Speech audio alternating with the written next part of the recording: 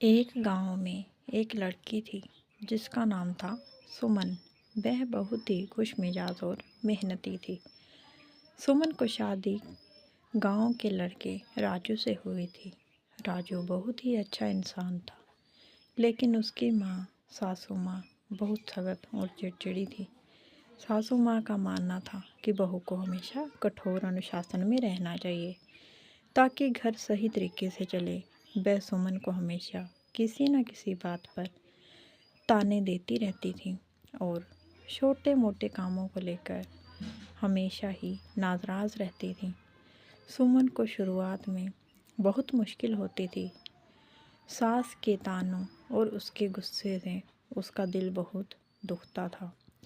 कभी वह छोटी सी गलती करती तो सासू माँ उसे बुरा भला कह देती और कभी कभी किसी काम को देर से करती तो सास की आवाज़ में और भी गड़बड़ाहट आ जाती। एक दिन सुमन का दिल टूट गया। उसने सोचा कि वह घर छोड़कर मायके वापस चली जाएगी, लेकिन राजू ने उसे समझाया, तुम्हारी सासू माँ का दिल अच्छा है, बस उनका तरीका थोड़ा सख्त है।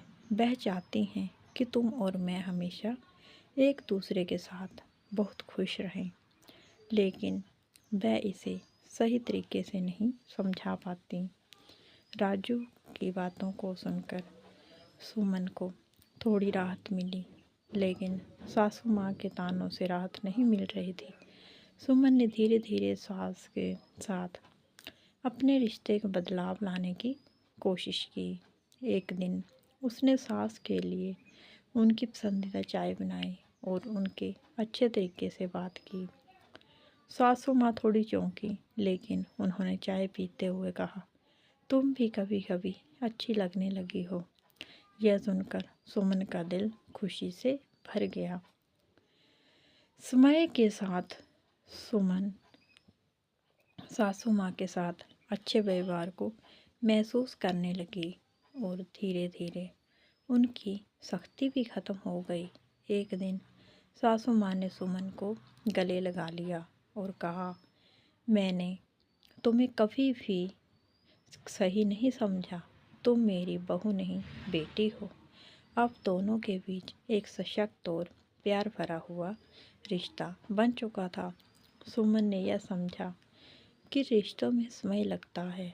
सास की सख्ती के पीछे उनका प्यार और चिंता छुपी हुई थी। क्या आपकी भी सास थोड़ी सख्त है? अगर है तो हमें कमेंट में ज़रूर बताना।